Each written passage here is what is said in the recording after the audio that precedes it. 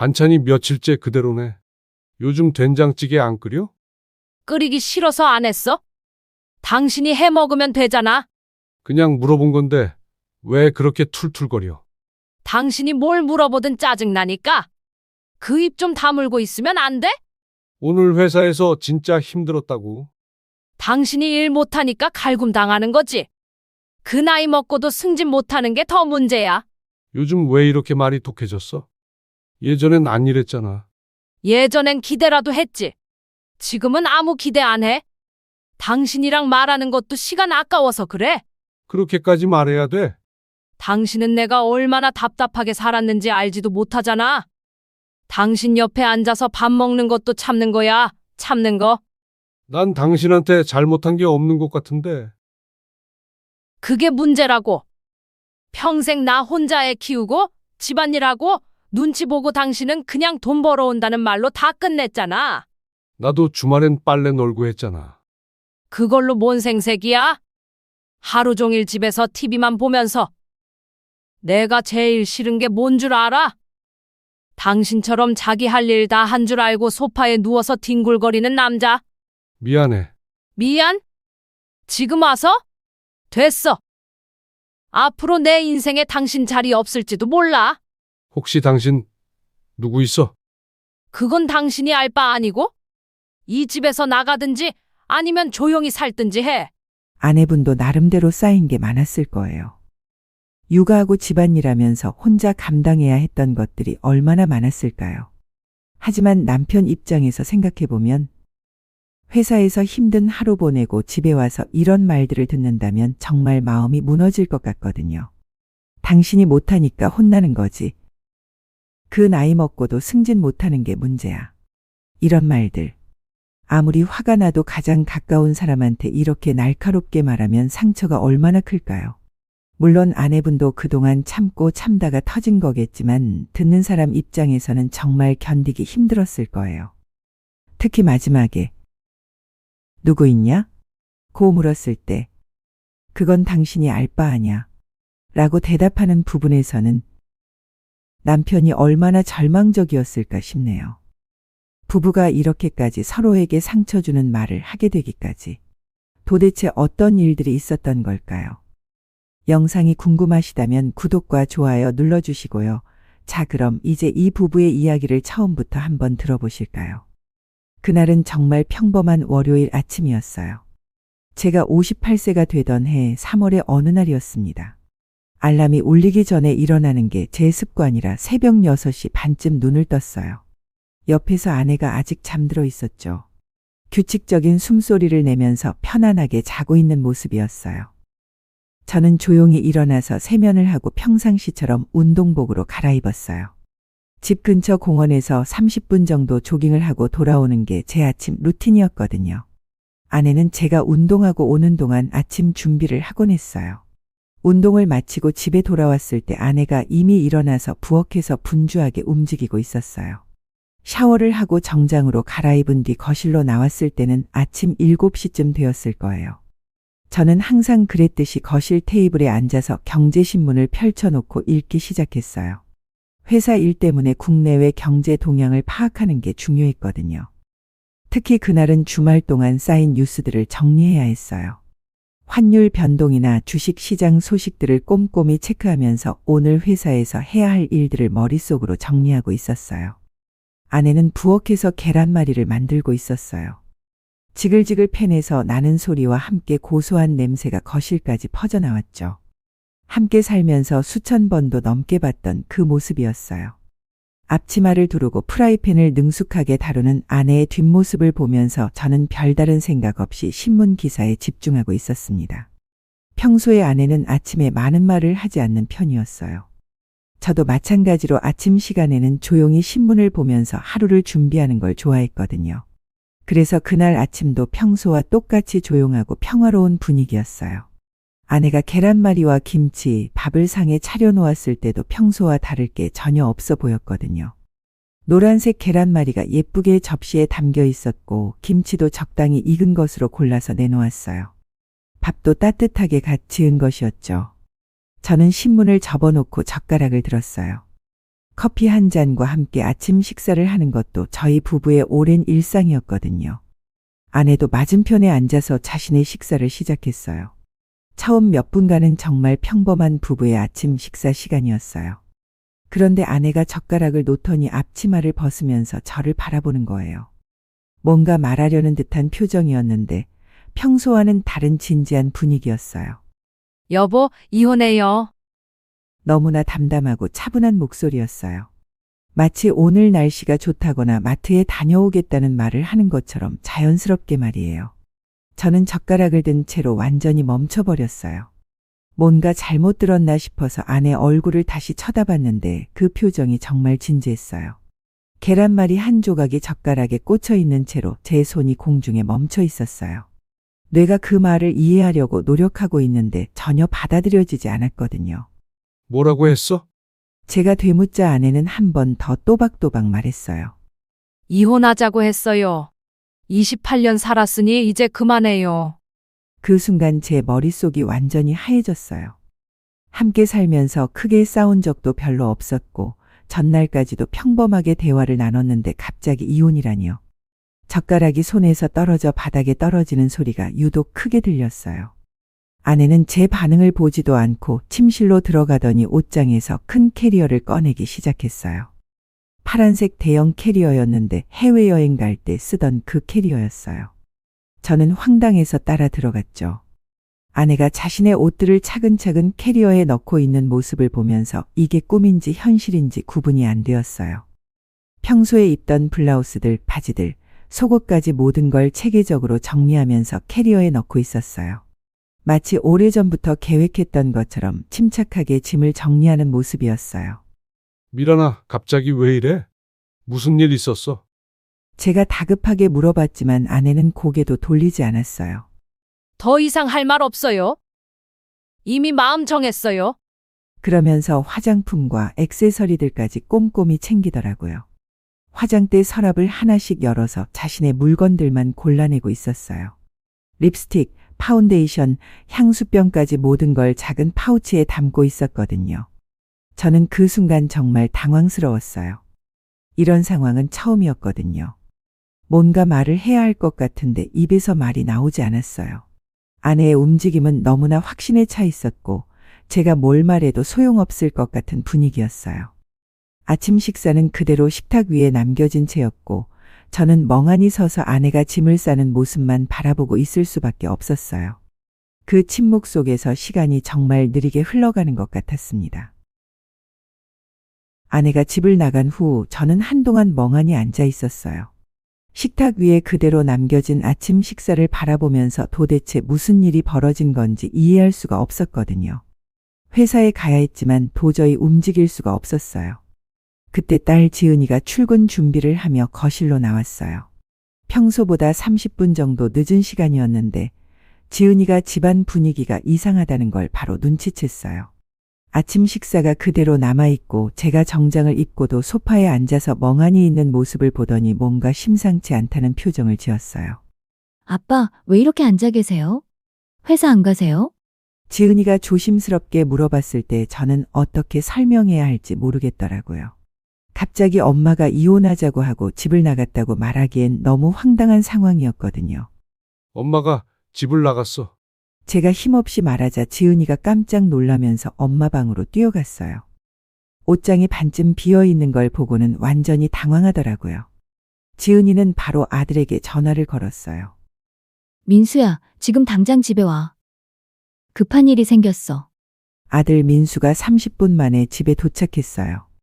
대학교 4학년이라 시간이 비교적 자유로웠거든요.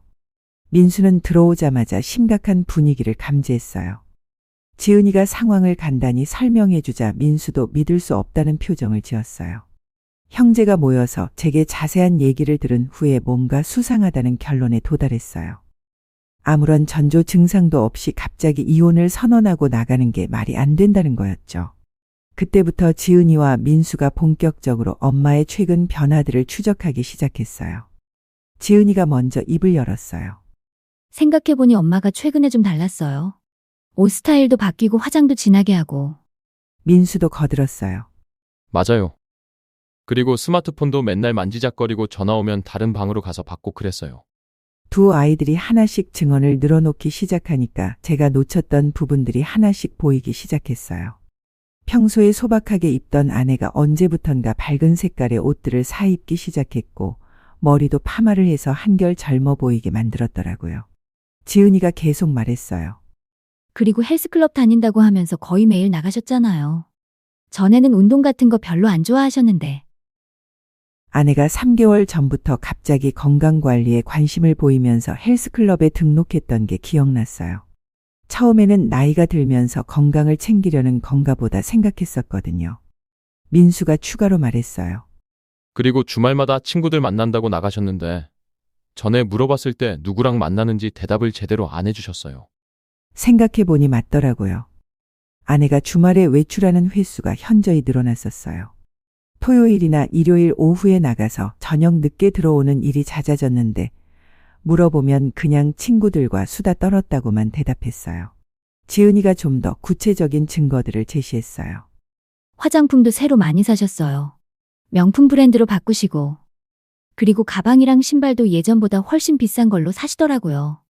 아내의 소비 패턴 변화도 눈에 띄었어요. 예전에는 실용적인 것들 위주로 구매했는데 언제부턴가 브랜드 제품들을 사기 시작했거든요. 카드 명세서를 자세히 보지 않았던 제 잘못이었어요. 민수가 핸드폰을 보면서 말했어요. 엄마 SNS 계정도 확인해봤는데 프로필 사진도 바뀌고 포스팅하는 내용도 달라졌어요. 전에는 요리나 일상 사진 올렸는데 요즘은 셀카랑 운동 사진만 올려요. 아내가 언제부턴가 셀카를 찍기 시작했다는 것도 새로운 발견이었어요. 예전에는 사진 찍는 걸 별로 좋아하지 않았는데 말이에요. 두 아이들의 증언을 들으면서 저는 점점 심각한 상황이라는 걸 깨달았어요. 아내의 행동 변화가 단순한 중년의 변심이 아니라 뭔가 더 구체적인 이유가 있을 수도 있겠다는 생각이 들었거든요. 지은이가 마지막으로 결정적인 얘기를 했어요.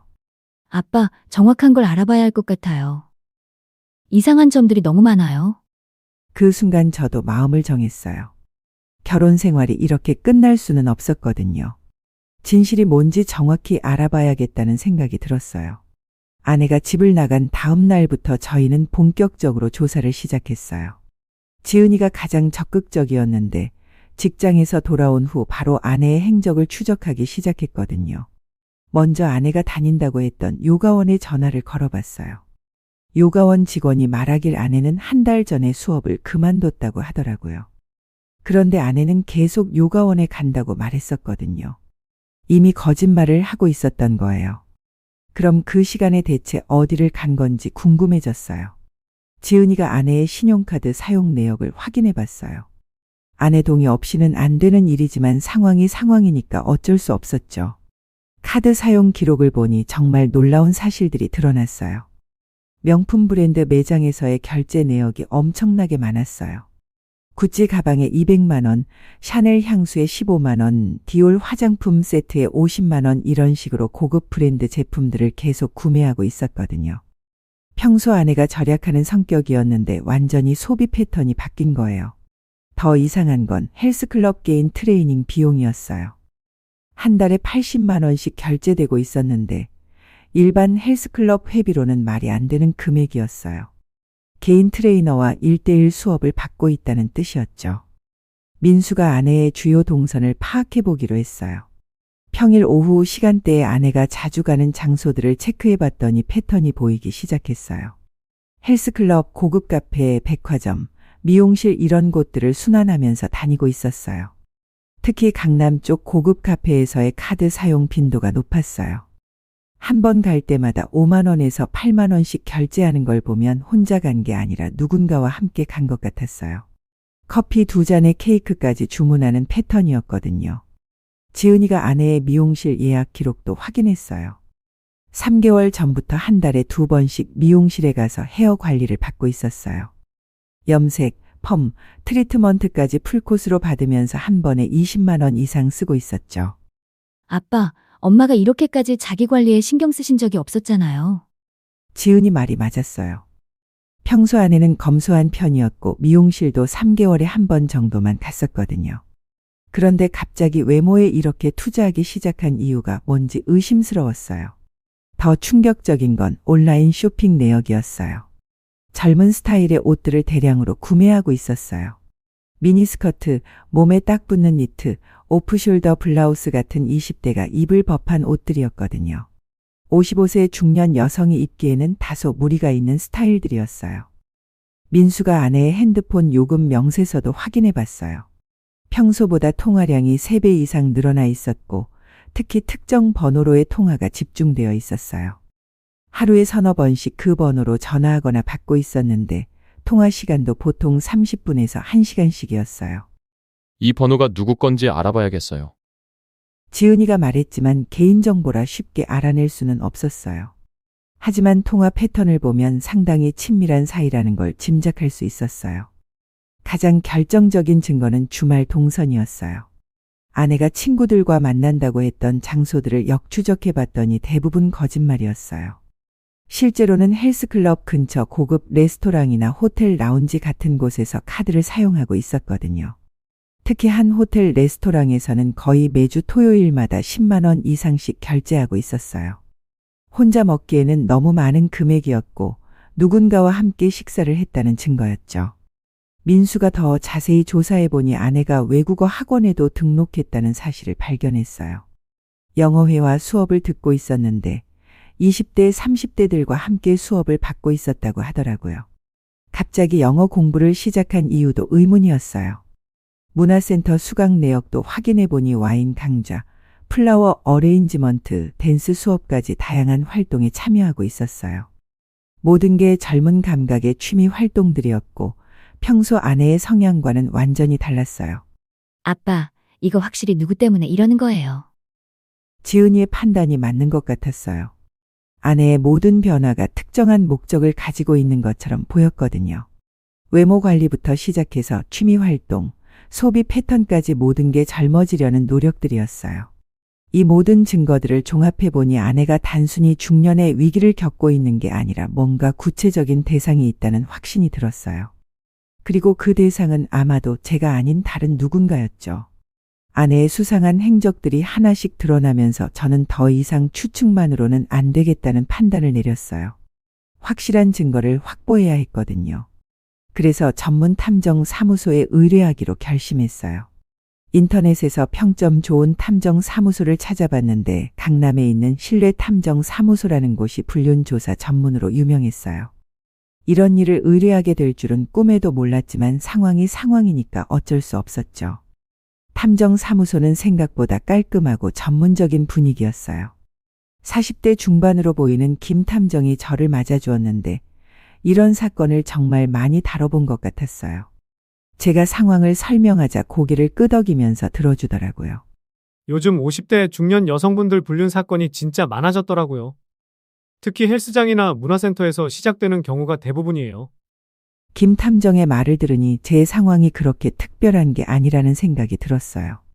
하지만 동시에 더 심각하다는 느낌도 받았죠. 탐정비는 일주일에 200만 원이었어요.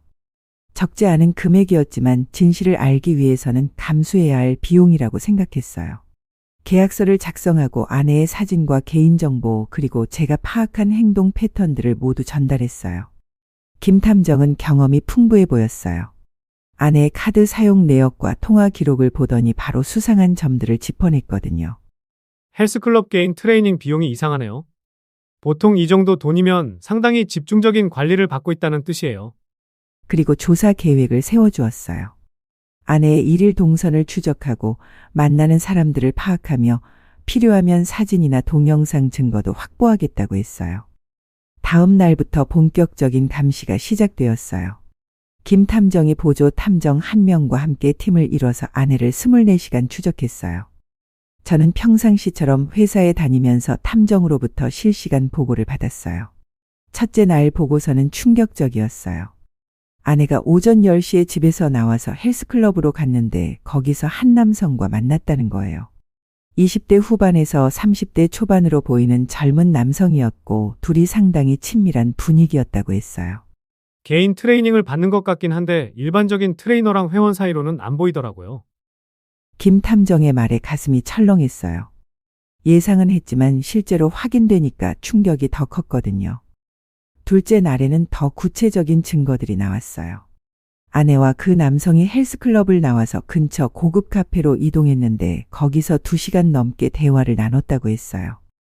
카페 안에서 촬영한 사진들을 받아봤는데 두 사람이 테이블 너머로 손을 잡고 있는 장면도 있었어요. 사진 속 아내의 표정은 제가 본 적 없는 모습이었어요. 마치 20대 처녀처럼 수줍어하면서도 행복해 보이는 얼굴이었거든요. 저에게 그런 표정을 지어준 적이 언제였는지 기억도 안 났어요. 셋째 날에는 더욱 결정적인 증거가 포착되었어요. 아내와 그 남성이 쇼핑몰에 함께 갔는데 남성복 매장에서 그 남자를 위한 옷을 아내가 골라주고 있는 장면이 촬영되었어요. 명품 브랜드 매장에서 50만 원짜리 셔츠를 아내가 결제하는 모습까지 찍혔거든요. 완전히 연인 관계로 보이네요. 여성 쪽에서 남성에게 선물을 사주는 패턴이에요. 김 탐정의 분석을 들으니 상황이 더 심각하다는 걸 깨달았어요. 단순한 감정적 외도가 아니라 경제적 지원까지 하고 있었던 거예요. 넷째 날에는 가장 충격적인 장면이 포착되었어요. 아내와 그 남성이 호텔 레스토랑에서 저녁 식사를 한 후 같은 호텔 엘리베이터를 타고 올라가는 모습이 촬영되었거든요.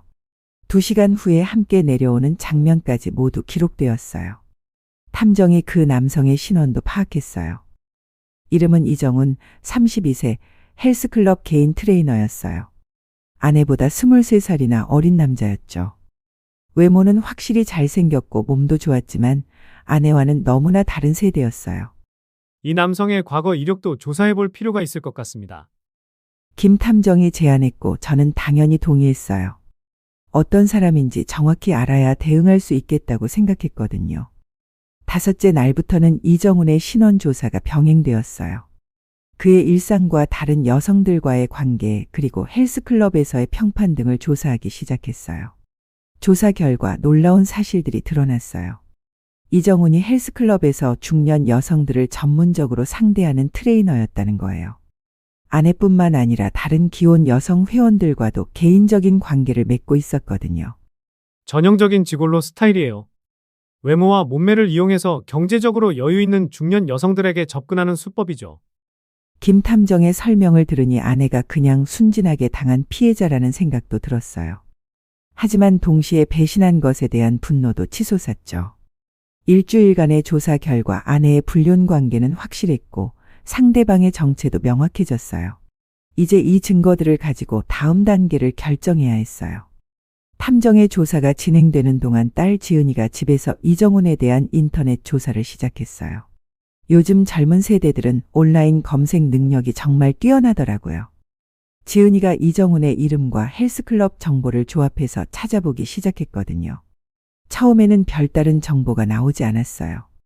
하지만 지은이가 포기하지 않고 다양한 키워드로 검색을 계속했더니 놀라운 사실들이 하나씩 드러나기 시작했어요. 익명 게시판에서 이정훈과 비슷한 인물에 대한 제보글들을 발견한 거예요. 한 익명 게시판에서 헬스클럽 트레이너 사기주의라는 제목의 글을 찾았는데 글 내용이 너무나 구체적이었어요.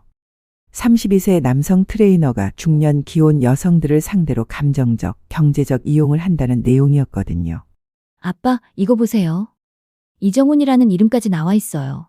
지은이가 보여준 글을 읽어보니 정말 충격적이었어요. 그 글을 올린 여성은 47세 주부였는데 이정훈에게 6개월 동안 속아서 총 2천만 원을 사기당했다는 내용이었어요. 글의 내용을 보면 이정훈의 수법이 정말 치밀했어요. 처음에는 진짜 개인 트레이닝을 해주면서 접근하다가 점차 개인적인 고민 상담을 들어주는 척하면서 감정적으로 의존하게 만드는 방식이었거든요. 그 주부의 증언에 따르면 이정훈이 자신의 어려운 가정 사정을 털어놓으면서 동정심을 유발했다고 해요.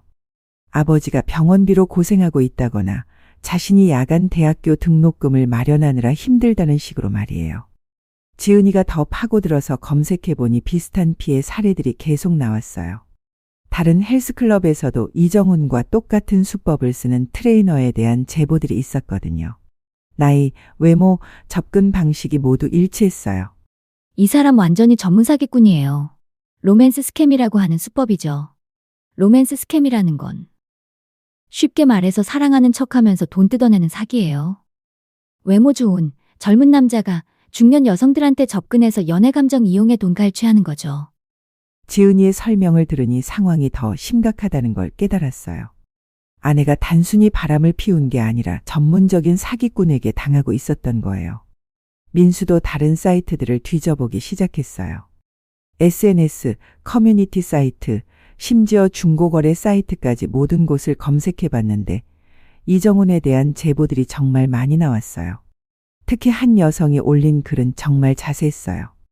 그 여성은 50세 사업가였는데 이정훈에게 3개월 동안 총 5천만 원을 지원했다고 하더라고요. 명품 시계, 옷, 심지어 자동차 할부금까지 대신 내줬다는 내용이었어요. 이 남자가 얼마나 교묘한지 모르겠어요. 진짜 사랑하는 척하면서 돈을 뜯어내는 전문가예요.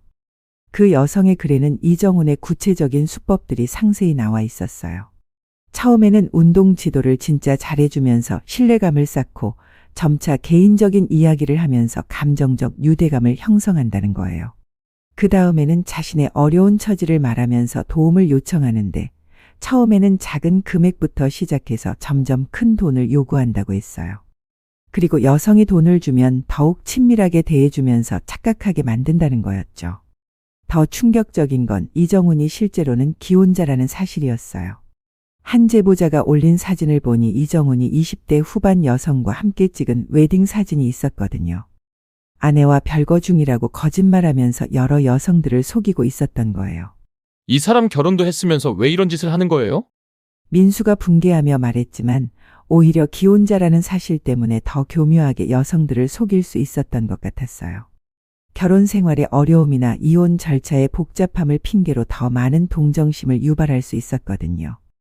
지은이가 찾아낸 가장 결정적인 증거는 이정훈의 과거 직장 이력이었어요. 지난 5년 동안 서울 강남권 헬스클럽 4곳을 옮겨 다녔는데 모든 곳에서 회원들과의 부적절한 관계 때문에 문제가 되어 그만뒀다는 내용이었어요. 한 헬스클럽 전 직원이 익명으로 올린 글에는 더 구체적인 내용이 있었어요. 이정훈이 한 헬스클럽에서 동시에 3명의 기혼 여성 회원들과 관계를 맺으면서 각각 다른 거짓말로 돈을 받아냈다는 거예요. 이 사람은 진짜 전문적으로 이런 일을 하고 있었어요. 아마 엄마도 그 피해자 중 한 명일 거예요. 지은이의 분석이 정확해 보였어요. 모든 정황상 이정훈은 우연히 아내와 만난 게 아니라 처음부터 의도적으로 접근했을 가능성이 높았거든요. 가장 충격적인 발견은 이정훈이 사용하는 매뉴얼 같은 글이었어요. 어떤 익명 게시판에서 중년 여성 공략법이라는 제목으로 상세한 가이드가 올라와 있었는데 내용이 너무나 구체적이고 치밀했어요. 외로움을 달래주는 방법부터 시작해서 자존감을 높여주는 말들, 그리고 점진적으로 경제적 도움을 요청하는 단계별 방법까지 모든 게 체계적으로 정리되어 있었거든요. 이거 완전히 계획적으로 한 거예요. 엄마가 이 사람한테 완전히 당하고 있는 거예요. 모든 증거들을 종합해보니 아내가 얼마나 철저하게 속고 있었는지 알 수 있었어요. 이정훈은 진짜 연인이 아니라 아내를 이용해서 돈을 뜯어내려는 전문 사기꾼이었던 거죠. 이제 이 모든 증거들을 가지고 아내와 직접 대면해야 할 때가 왔어요. 이런 사기꾼 때문에 망칠 수는 없었거든요. 모든 증거를 수집한 후 저는 직접 확인하기로 결심했어요. 탐정의 보고에 따르면 아내가 매주 토요일 오후 2시에 헬스클럽에서 이정훈과 만난다고 했거든요. 그날도 예외가 아닐 거라는 확신이 들었어요. 토요일 오후 1시 30분, 저는 지은이와 민수를 데리고 그 헬스클럽으로 향했어요. 가는 길에 마음이 정말 복잡했어요. 이런 식으로 끝나게 될 줄은 꿈에도 몰랐거든요. 하지만 더 이상 모른 척할 수는 없었어요. 헬스클럽은 강남 한복판에 있는 고급 시설이었어요. 회원권만 해도 몇백만 원은 좋게 나갈 것 같은 규모였죠. 로비에 들어서니 세련된 인테리어와 함께 운동하는 사람들의 소리가 들려왔어요. 접수 직원에게 일일 이용권을 신청하면서 자연스럽게 주변을 둘러봤어요. 2층 헬스장 구역에서 아내의 목소리가 들려오더라고요. 평소보다 훨씬 밝고 경쾌한 목소리였어요. 마치 20대 처녀처럼 웃고 있는 소리였거든요. 저희는 조용히 2층으로 올라갔어요.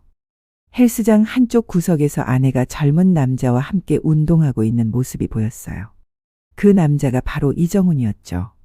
사진으로만 봤을 때보다 실제로는 더 잘생기고 몸매도 좋아 보였어요. 아내는 완전히 다른 사람이 되어 있었어요.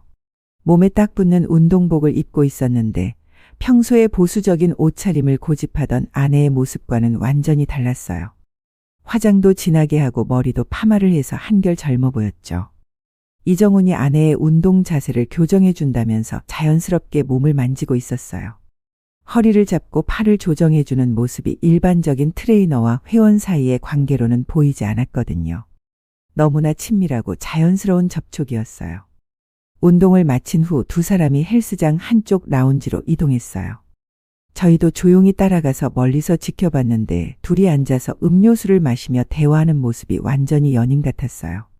아내가 이정훈의 손을 잡고 뭔가를 간절하게 이야기하고 있었거든요. 그 순간 제 참을성이 한계에 달했어요. 더 이상 숨어서 지켜볼 수 없었죠.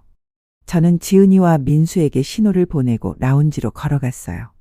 미란아, 여기서 뭐 하고 있어? 제 목소리에 아내가 깜짝 놀라며 돌아봤어요. 순간 얼굴이 하얘지면서 당황하는 모습이 역력했어요. 이정훈도 마찬가지로 놀란 표정을 지었지만 금세 침착함을 되찾더라고요. 여보, 어떻게 여기를... 아내가 떨리는 목소리로 말했지만 저는 더 이상 들어줄 마음이 없었어요. 지은이가 앞으로 나서면서 큰 소리로 말했어요. 엄마, 이 사람이 누군지 알아요? 이 사람은 전문 사기꾼이에요. 라운지에 있던 다른 사람들이 모두 저희 쪽을 쳐다보기 시작했어요. 지은이가 핸드폰을 꺼내서 인터넷에서 찾은 제보글들을 보여주면서 이정훈의 정체를 큰 소리로 폭로했어요. 이 남자, 지금까지 수십 명의 중년 여성들 속여서 돈 뜯어낸 로맨스 스캠 전문가예요. 기혼자면서 독신인 척하고 여러 여자들이랑 동시에 만나고 있어요. 지은이의 말에 주변 사람들이 웅성거리기 시작했어요. 특히 중년 여성 회원들의 표정이 심상치 않았어요. 혹시 자신들도 속고 있는 건 아닌지 의심하는 눈치였거든요. 이정훈이 황급히 자리에서 일어나려고 했지만 민수가 앞을 막았어요. 어딜 도망가? 당신이 우리 엄마한테 받아낸 돈이 얼마나 되는지 계산해봐야겠어. 그 순간 저는 28년간 쌓여왔던 모든 감정이 터져 나오는 걸 느꼈어요. 분노, 배신감, 허탈함, 모든 게 한꺼번에 몰려왔거든요. 28년이야?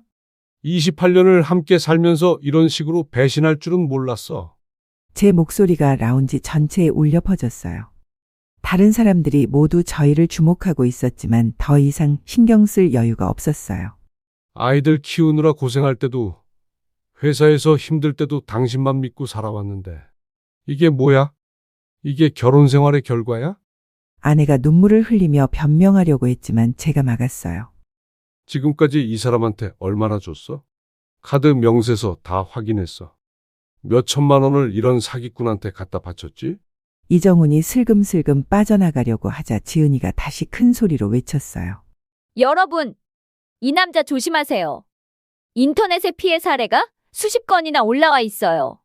그러자 헬스클럽 직원들이 달려왔어요. 매니저로 보이는 사람이 상황을 파악하려고 했지만 이미 라운지 전체가 소란스러워진 상태였어요. 몇몇 중년 여성 회원들이 이정훈을 둘러싸면서 추궁하기 시작했어요. 아마 자신들도 비슷한 의심을 하고 있었던 것 같았어요. 그중 한 여성이 소리쳤어요. 이 사람 나한테도 돈 빌려달라고 했어. 아버지 수술비 때문에 급하다고. 그러자 다른 여성도 가세했어요. 나한테는 학비가 모자라다고 했는데. 순식간에 이정훈이 집중포화를 받게 되었어요. 여러 여성들의 증언이 쏟아지면서 그의 수법이 얼마나 치밀했는지 드러났거든요. 이정훈은 결국 도망치듯 헬스클럽을 나갔어요. 뒤따라가려는 사람들을 직원들이 말리면서 현장은 더욱 혼란스러워졌죠. 아내는 그 자리에 주저앉아서 울기만 했어요. 모든 진실이 드러나고 주변 사람들의 시선까지 받게 되니까 완전히 망연자실한 상태였거든요. 이제 끝이야. 정말 끝이야. 제가 마지막으로 남긴 말이었어요. 이런 치욕적인 방식으로 끝나게 될 줄은 정말 몰랐지만 더 이상 돌이킬 수 없는 지경까지 온 것 같았어요. 헬스클럽을 나오면서 뒤돌아보니 아내가 여전히 그 자리에 앉아 있었어요. 하지만 저는 더 이상 돌아가고 싶지 않았어요. 모든 게 끝난 거나 마찬가지였거든요. 헬스클럽 사건이 일어난 당일 저녁부터 상황이 완전히 달라지기 시작했어요. 그날 현장에 있던 사람들 중 누군가가 스마트폰으로 영상을 촬영했던 것 같더라고요. 처음에는 몰랐는데 지은이가 인터넷을 확인해 보더니 깜짝 놀라면서 저를 불렀어요.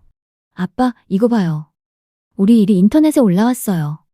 지은이가 보여준 화면을 보니 정말 놀라웠어요.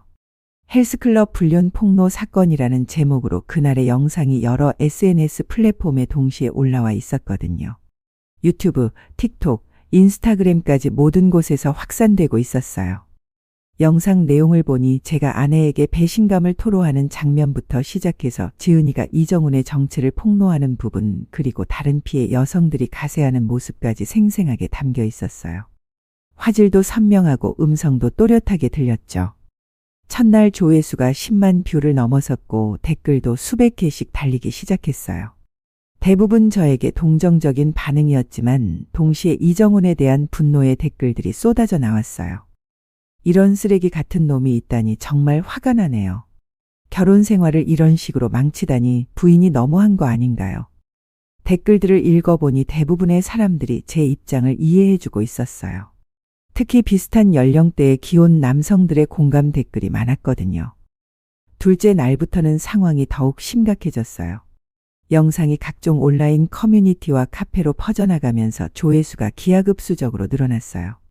100만 뷰를 돌파하더니 이틀 만에 200만 뷰까지 올라갔거든요. 더 놀라운 건 이정훈의 과거 피해자들이 직접 나서기 시작한 거예요. 영상을 본 여성들이 자신들의 경험담을 댓글이나 별도의 게시글로 올리기 시작했어요. 제가 예상했던 것보다 피해 규모가 훨씬 컸더라고요. 한 40대 여성은 이정훈에게 3개월 동안 총 4천만 원을 지원했다고 증언했어요. 자동차 할부금부터 시작해서 생활비, 병원비까지 모든 걸 대신 내줬다는 내용이었죠. 그 여성도 남편 몰래 진행했던 일이라 지금까지 숨기고 있었다고 했어요. 또 다른 50대 주부는 이정훈과 6개월간 만나면서 총 7천만 원을 사기당했다고 폭로했어요. 심지어 자신의 적금을 해약해서까지 돈을 줬다는 충격적인 내용이었거든요. 이 영상 보고 용기 내서 말해요. 저도 똑같은 수법으로 당했어요. 이런 식의 추가 제보들이 계속 올라오면서 이정훈의 피해 규모가 상상을 초월한다는 게 드러났어요. 지금까지 확인된 피해자만 해도 15명이 넘었고 총 피해 금액은 수억 원에 달했거든요. 셋째 날에는 언론에서도 관심을 보이기 시작했어요. 한 인터넷 뉴스 매체에서 헬스클럽 로맨스 스캠 사건이라는 제목으로 기사를 냈는데 그 기사가 또 다른 확산의 계기가 되었어요. 기사에서는 중년 여성들을 대상으로 한 로맨스 스캠의 심각성을 다뤘어요.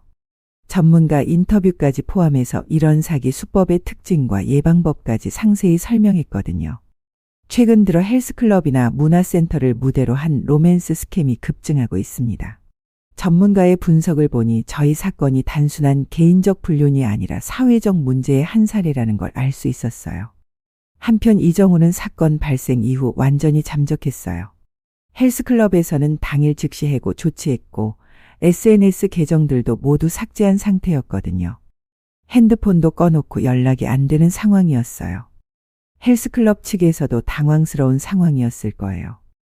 한 직원이 익명으로 온라인에 올린 글을 보니 이정훈의 문제점을 이미 인지하고 있었지만 확실한 증거가 없어서 조치를 취하지 못했다고 하더라고요. 사실 다른 여성 회원들로부터 불편하다는 신고가 몇 번 있었어요. 하지만 개인 트레이닝 특성상 어느 정도 접촉은 불가피하다고 생각했죠. 헬스클럽 내부 상황도 혼란스러웠지만 피해가 더 확산되는 걸 막기 위해 적극적으로 협조하겠다는 입장을 발표했어요. 가장 충격적인 건 이정훈의 실제 아내가 나타난 거예요. 20대 후반의 젊은 여성이었는데 남편의 바람기와 사기 행각을 이미 알고 있었다고 증언했어요. 남편이 돈을 많이 가져와서 이상하다고 생각했는데 이런 식으로 번 돈이었다니 정말 충격이에요. 이정훈의 아내도 피해자였던 셈이죠. 남편이 다른 여성들을 속여서 번 돈으로 생활하고 있었다는 사실을 뒤늦게 알게 된 거니까요. 사건이 이렇게 커지면서 저희 가족도 주변 시선을 의식하게 되었어요. 특히 아내는 직장에서도 소문이 돌면서 견디기 힘들어했어요. 영상에서 얼굴이 선명하게 나왔기 때문에 주변 사람들이 다 알게 된 상황이었거든요. 하지만 저는 오히려 후련한 마음이 들었어요.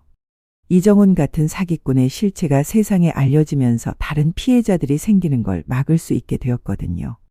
물론 제 개인사가 공개되는 건 부담스러웠지만 사회적 의미가 있는 일이라고 생각했어요. 영상이 확산되면서 비슷한 피해를 당한 다른 가족들도 용기를 내서 신고하기 시작했어요. 경찰서에도 이정훈에 대한 고발장이 여러 건 접수되었다고 하더라고요. 이제 이런 일이 다시는 일어나지 않았으면 좋겠어요. 정말 그런 마음이었어요. 제 결혼 생활은 망가졌지만 적어도 다른 가정들은 이런 피해를 당하지 않았으면 하는 바람이었거든요. 헬스클럽 사건이 일어나고 일주일이 지났을 때 아내로부터 첫 연락이 왔어요. 그동안 친정에 머물고 있었던 아내가 지은이를 통해서 저에게 전원을 보냈거든요.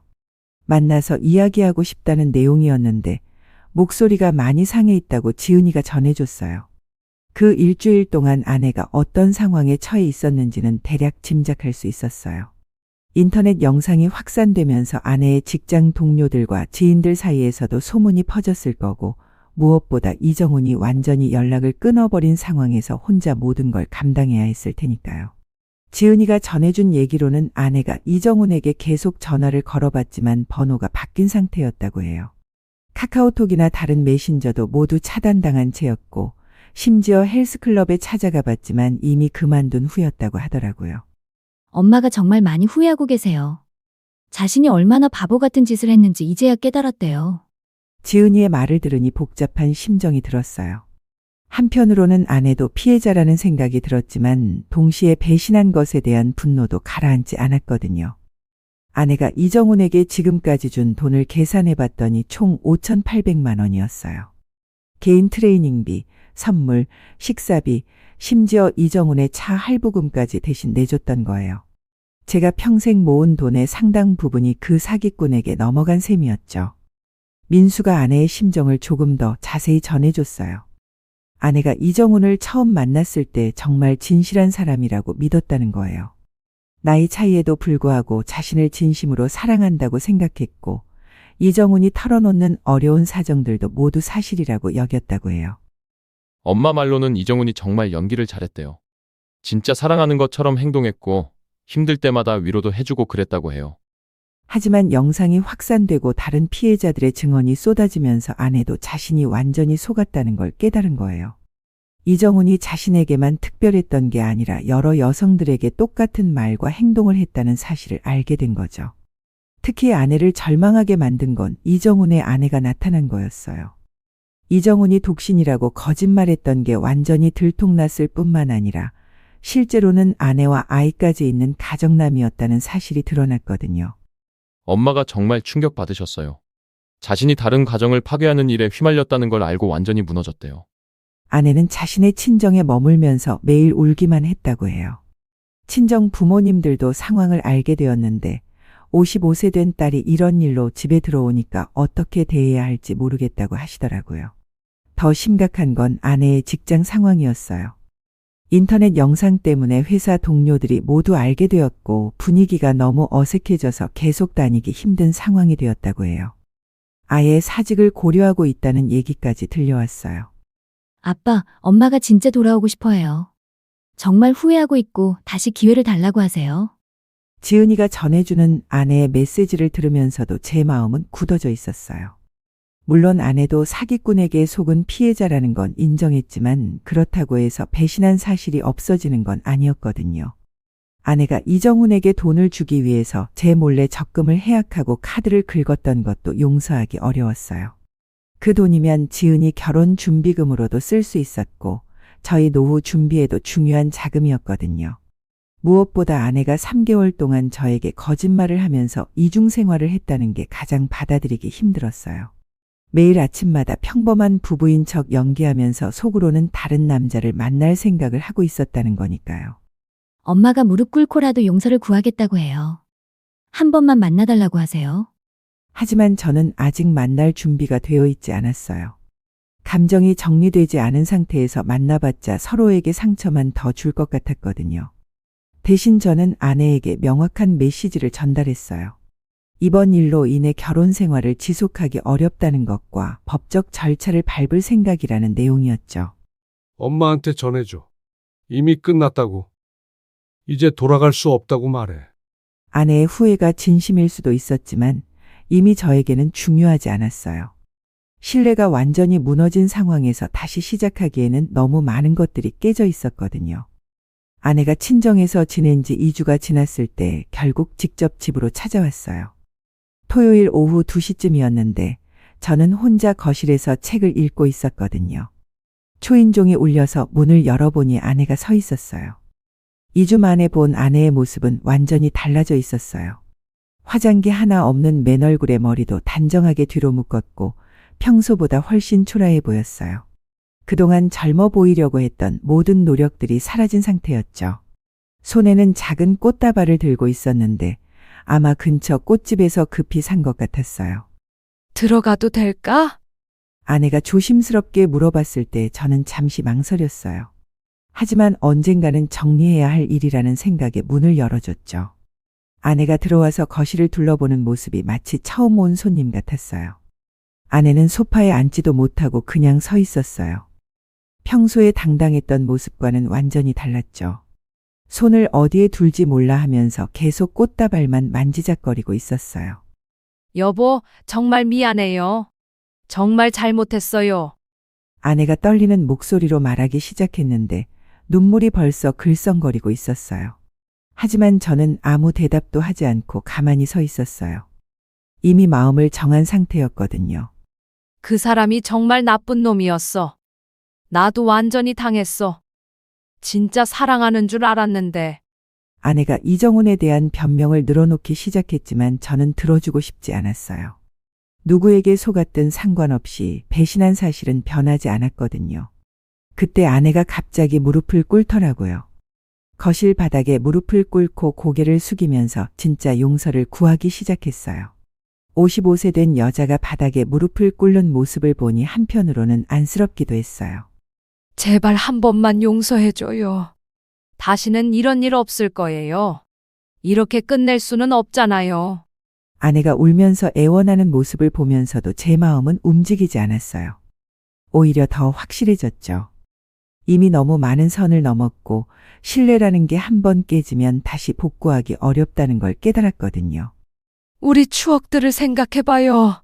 지은이 낳을 때, 민수 낳을 때 같이 힘들게 키워온 시간들을 다 잊을 거예요. 아내가 과거의 추억들을 들먹이면서 호소했지만 그 추억들조차 이제는 진짜였는지 의심스러웠어요. 그동안 진심이었던 순간이 과연 몇 번이나 있었을까 하는 생각이 들었거든요. 저는 책상 서랍에서 미리 준비해둔 서류를 꺼내왔어요. 이혼 협의서와 재산분할 관련 서류들이었어요. 변호사와 상담해서 작성해둔 것들이었죠. 이거 서명해. 제가 서류를 아내 앞에 놓자 아내가 더욱 절망적인 표정을 지었어요. 서류 제목을 보고는 완전히 멘붕이 온 것 같았어요. 진짜 이혼할 거예요. 정말로? 아내가 믿을 수 없다는 듯이 물어봤지만 저는 이미 결심을 굳힌 상태였어요. 탐정이 수집해준 모든 증거들, 인터넷에 올라온 영상들 그리고 이정훈의 과거 행적들까지 모든 걸 종합해봤을 때 더 이상 결혼 생활을 지속할 이유가 없었거든요. 당신도 이제 자유롭게 살아. 제가 차분하게 말하자 아내가 더욱 울면서 매달렸어요. 바닥에 무릎을 꿇은 채로 제 바지를 붙잡으면서 절대 이혼할 수 없다고 소리쳤어요. 내가 다 잘못했어요. 다시 처음부터 시작해요. 제발요. 하지만 저는 이미 모든 걸 정리한 상태였어요. 감정적으로도 경제적으로도 법적으로도 준비를 마쳤거든요. 변호사와의 상담을 통해 이정훈과의 불륜 증거들이 재산 분할에서 제게 유리하게 작용할 것이라는 확신도 있었어요. 그동안 당신만 믿고 살았어. 그런데 그걸 이렇게 배신하고도 아무렇지 않게 거짓말하는 게 더 충격이야.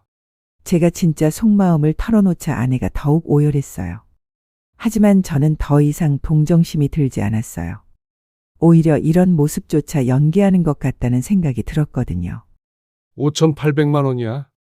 당신이 그 사기꾼한테 준 돈이 총 5,800만 원이야. 제가 정확한 금액을 말하자 아내가 깜짝 놀라더라고요. 아마 자신이 얼마나 많은 돈을 쓴지 정확히 계산해보지 않았던 것 같았어요. 그 돈이면 지은이 결혼 준비금으로도 쓸 수 있었고 우리 노후 준비에도 중요한 돈이었어. 그런데 그걸 다 그런 사기꾼한테 갖다 바쳤잖아. 아내가 할 말을 잃고 그냥 울기만 했어요. 변명할 여지가 없다는 걸 본인도 알고 있었던 것 같았어요. 저는 마지막으로 명확하게 통보했어요.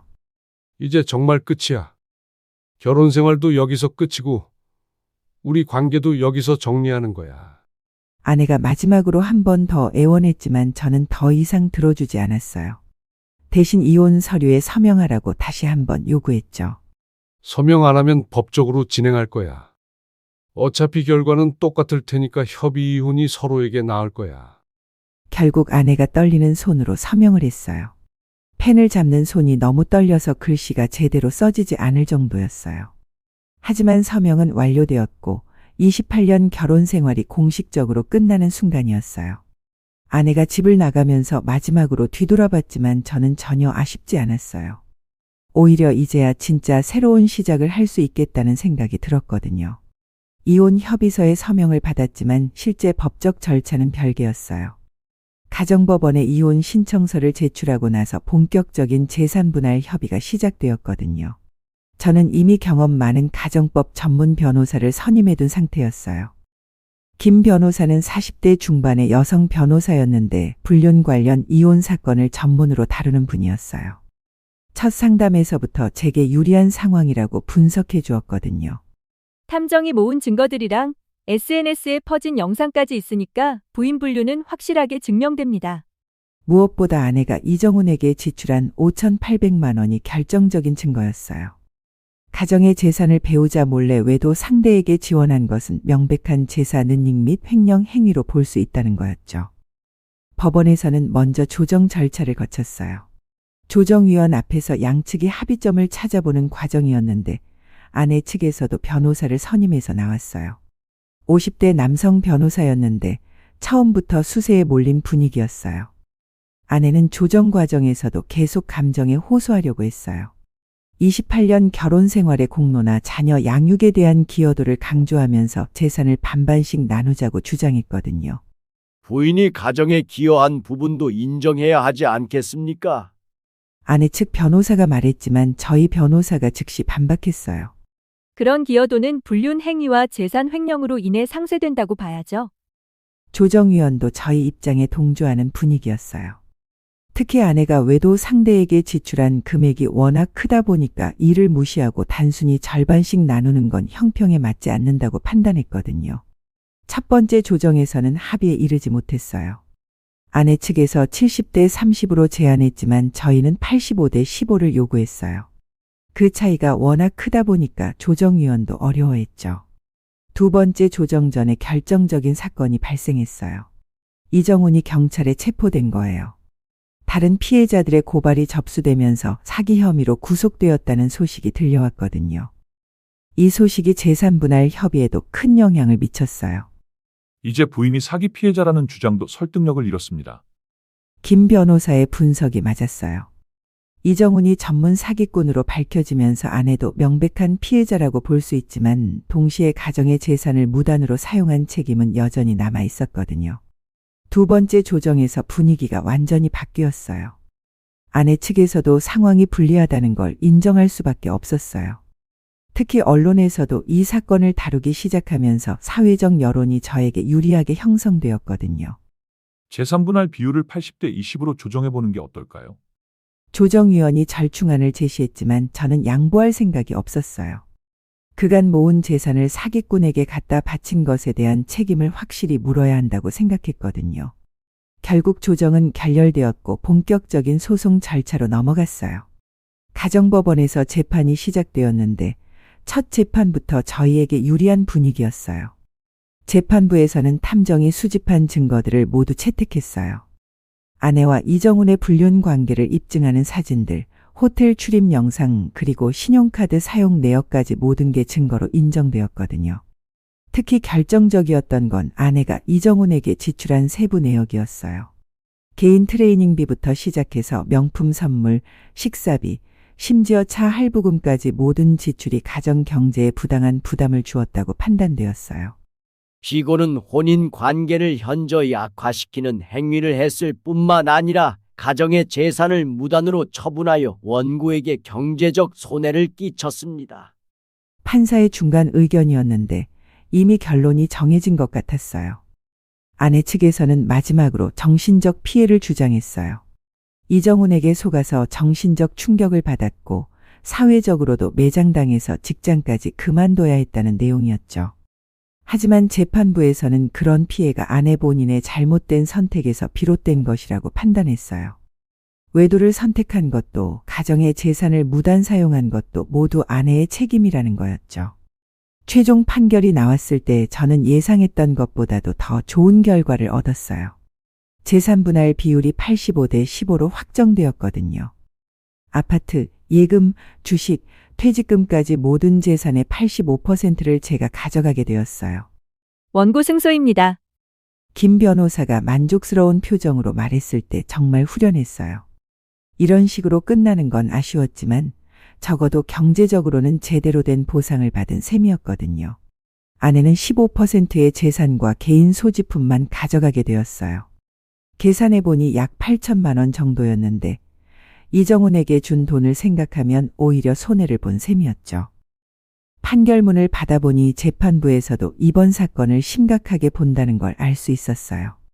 중년층의 로맨스 스캠 피해가 사회에 문제가 되고 있는 상황에서 경각심을 주는 의미도 있다고 판시했거든요. 이제 정말 새로운 시작이네요. 법원을 나오면서 김 변호사가 말했을 때 저는 정말 그런 기분이었어요. 무거운 짐을 완전히 벗어던진 느낌이었거든요. 이혼 판결이 확정된 후 제 생활은 완전히 달라지기 시작했어요. 처음 몇 주 동안은 혼자 사는 것에 적응하는 게 쉽지 않았거든요. 누군가와 함께 살다가 갑자기 혼자가 되니까 집안이 너무 조용하고 공허한 느낌이 들었어요. 하지만 시간이 지나면서 오히려 이런 자유로움이 좋다는 걸 깨달았어요. 아무에게도 신경 쓰지 않고 제가 하고 싶은 대로 할 수 있는 시간이 생긴 거니까요.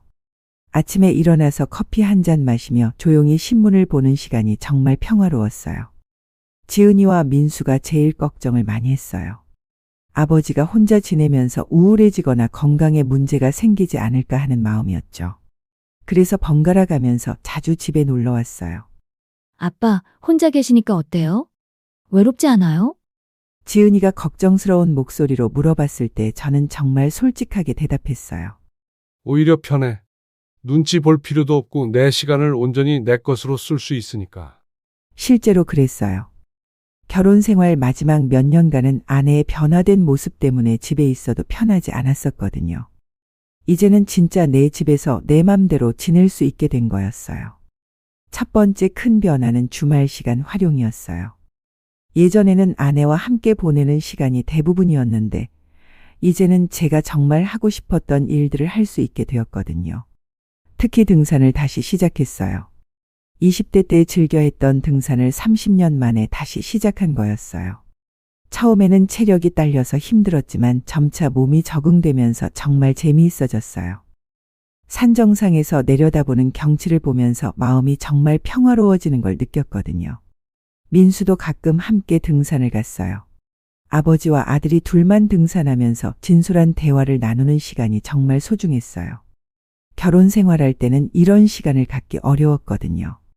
아빠가 이렇게 활기차신 모습 오랜만에 봐요. 민수가 말하더니 저도 그런 기분이었어요. 마치 20대로 돌아간 것 같은 에너지가 생겼거든요. 두 번째로 시작한 건 독서 모임이었어요. 회사 동료 추천으로 40대, 50대 남성들로 구성된 독서 모임에 참여하게 되었어요. 한 달에 2번씩 만나서 책을 읽고 토론하는 모임이었는데 정말 유익했어요. 모임 구성원들 중에는 저처럼 이혼을 경험한 사람들도 있었어요. 서로의 경험담을 나누면서 위로도 받고 조언도 얻을 수 있었거든요. 무엇보다 새로운 사람들과 만나서 다양한 이야기를 할 수 있다는 게 좋았어요. 성민 씨는 정말 현명한 선택을 하신 것 같아요. 모임 멤버 중 한 분이 제 이야기를 듣고 말씀해 주셨는데 그런 격려가 정말 힘이 되었어요. 세 번째 변화는 사진 촬영 취미였어요. 등산을 다니면서 자연 풍경을 찍기 시작했는데 점점 재미를 느끼게 되었거든요. 카메라도 새로 장만하고 사진 동호회에도 가입했어요. 사진 동호회 활동을 통해서 또 다른 새로운 인맥들을 만날 수 있었어요. 다양한 연령대의 사람들이 모여서 사진 촬영을 위해 여행도 다니고 전시회도 열었거든요. 결혼 생활 동안에는 상상도 못했던 활동들이었어요. 지은이가 제 변화된 모습을 보고 정말 놀라워했어요. 아빠, 요즘 정말 젊어지신 것 같아요. 표정도 훨씬 밝아지고. 실제로 거울을 보면 제 표정이 많이 달라졌다는 걸 느낄 수 있었어요. 눈에 활기가 생겼고 미소도 자주 짓게 되었거든요. 경제적으로도 여유가 생겼어요. 이혼 소송에서 재산의 85%를 확보했을 뿐만 아니라 혼자 살면서 생활비도 많이 줄어들었거든요. 그 여유 자금으로 새로운 취미 활동들을 충분히 즐길 수 있었어요. 회사에서도 저에 대한 평가가 달라졌어요. 이전에는 가정 문제로 인한 스트레스 때문에 업무에 완전히 집중하지 못했었는데 이제는 모든 에너지를 일에 쏟을 수 있게 되었거든요. 성과도 좋아지고 동료들과의 관계도 더 원활해졌어요. 무엇보다 좋았던 건 자녀들과의 관계가 더욱 돈독해진 거였어요. 예전에는 부부 관계에 문제가 있어서 가정 분위기가 무거웠었는데 이제는 아이들과 만날 때마다 정말 즐거웠어요. 지은이의 결혼 준비도 본격적으로 시작되었어요. 예비 사위와도 편안하게 대화할 수 있게 되었고 결혼 준비 과정에서 아버지 역할을 제대로 할 수 있게 되었거든요. 아빠가 이렇게 활기차시니까 저희도 기분이 좋아요. 민수의 말을 들으니 정말 뿌듯했어요. 아이들이 걱정하지 않고 각자의 인생을 살아갈 수 있게 된 것 같았거든요. 가끔은 결혼 생활이 아깝다는 생각도 들었지만 이제 와서 후회해봤자 의미가 없었어요. 오히려 이 나이에 새로운 인생을 시작할 수 있게 되었다는 것에 감사한 마음이 더 컸거든요. 혼자만의 시간을 진짜 자유롭게 즐기면서 살아가는 게 이렇게 행복한 일인지 처음 알았어요. 앞으로의 인생이 정말 기대되기 시작했거든요. 이혼이 확정되고 1년이 지난 어느 봄날 드디어 지은이의 결혼식 날이 왔어요. 웨딩홀에서 정장을 입고 서 있는 제 모습을 거울로 보니 1년 전과는 완전히 다른 사람 같았어요. 얼굴에 생기가 돌고 어깨도 당당해진 모습이었거든요. 지은이가 웨딩드레스를 입고 나타났을 때 정말 아름다웠어요. 아버지로서 딸을 시집 보내는 감정이 복받쳐 올랐지만 동시에 제가 혼자서도 이 순간을 충분히 감당할 수 있다는 자신감이 있었어요. 아빠, 정말 멋있어요. 엄마 없어도 이렇게 당당하게 해내시는 모습이 정말 자랑스러워요. 지은이가 제 팔짱을 끼며 말했을 때 가슴이 뭉클했어요. 결혼 생활의 끝이 이렇게 새로운 시작의 의미가 될 줄은 몰랐거든요. 결혼식장에서 바이올린에 맞춰 지은이와 함께 입장할 때 정말 떨렸어요. 하지만 그 떨림은 불안감이 아니라 설렘이었어요. 딸의 새로운 출발을 축복해주는 아버지로서의 역할을 온전히 해내고 있다는 뿌듯함이었거든요. 예비 사위에게 딸을 맡기는 순간에도 전혀 서운하지 않았어요. 오히려 지은이가 좋은 사람을 만나서 행복하게 살 수 있게 되었다는 게 감사했어요. 제가 겪은 일 때문에 딸이 결혼에 대해 부정적으로 생각할까봐 걱정했었는데 오히려 더 신중하게 좋은 사람을 선택한 것 같았거든요. 결혼식 피로연에서 제가 축사를 할 때도 당당했어요. 실패를 부끄러워하지 않고 오히려 그 경험을 통해 진정한 사랑과 신뢰의 소중함을 배웠다고 말했어요. 인생은 언제든 새로운 출발이 가능하다는 걸 제가 몸소 증명하고 있어요. 제 말에 하객들이 박수를 쳐주었을 때 정말 뿌듯했어요. 결혼식이 끝나고 집에 돌아와서도 전혀 외롭지 않았어요. 오히려 딸이 행복한 출발을 했다는 안도감과 만족감이 컸거든요. 이제 민수만 잘 되면 제 부모 역할은 거의 끝나는 거나 마찬가지였어요. 최근에는 새로운 인연에 대한 관심도 생기기 시작했어요. 사진 동호회에서 만난 50대 초반의 여성분과 자주 대화를 나누게 되었거든요. 급하게 접근할 생각은 없지만 앞으로 좋은 인연이 될 수도 있겠다는 생각이 들었어요. 무엇보다 제 자신에 대한 확신이 생겼어요. 혼자서도 충분히 행복하게 살 수 있고 필요하다면 새로운 관계도 시작할 수 있다는 자신감이 있었거든요. 결혼 생활의 실패가 제 인생 전체의 실패는 아니었다는 걸 깨달았어요. 여러분, 지금까지 길고 긴 이야기를 끝까지 들어주셔서 정말 감사합니다. 생활이 하루아침에 무너지는 충격적인 사건부터 시작해서 새로운 인생을 찾아가는 과정까지 모든 걸 솔직하게 말씀드렸어요. 이 이야기를 통해 여러분께 전하고 싶은 교훈이 몇 가지 있어요. 첫 번째는 아무리 오랜 관계라도 신뢰가 깨지면 회복하기 어렵다는 것이에요. 그동안의 시간이 무색할 정도로 한순간에 배신이 모든 걸 망칠 수 있거든요. 두 번째는 중년층을 노리는 로맨스 스캠의 위험성이에요. 요즘 헬스클럽이나 문화센터를 통해 접근하는 사기꾼들이 정말 많아지고 있어요.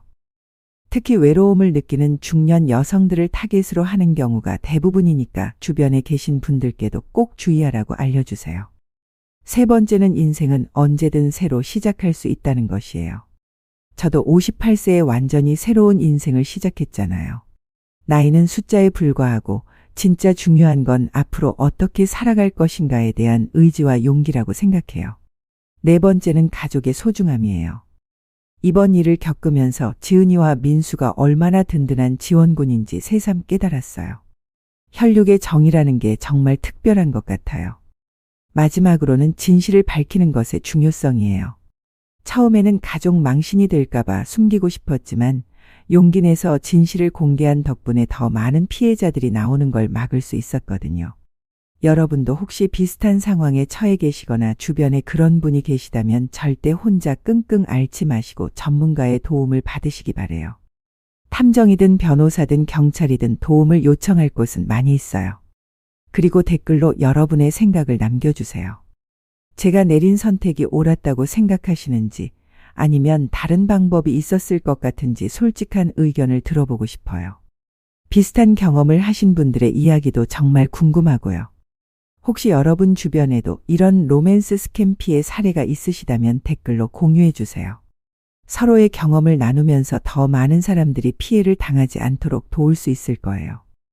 오늘 영상이 도움이 되셨다면 좋아요 버튼 꼭 눌러주시고 구독과 알림 설정도 부탁드려요. 앞으로도 이런 실화 기반의 깊이 있는 이야기들을 계속 들려드릴 예정이에요. 다음 영상에서는 또 다른 충격적인 사연으로 찾아뵙겠습니다. 오늘도 끝까지 시청해 주셔서 정말 고맙습니다. 여러분 모두 행복한 하루 보내세요.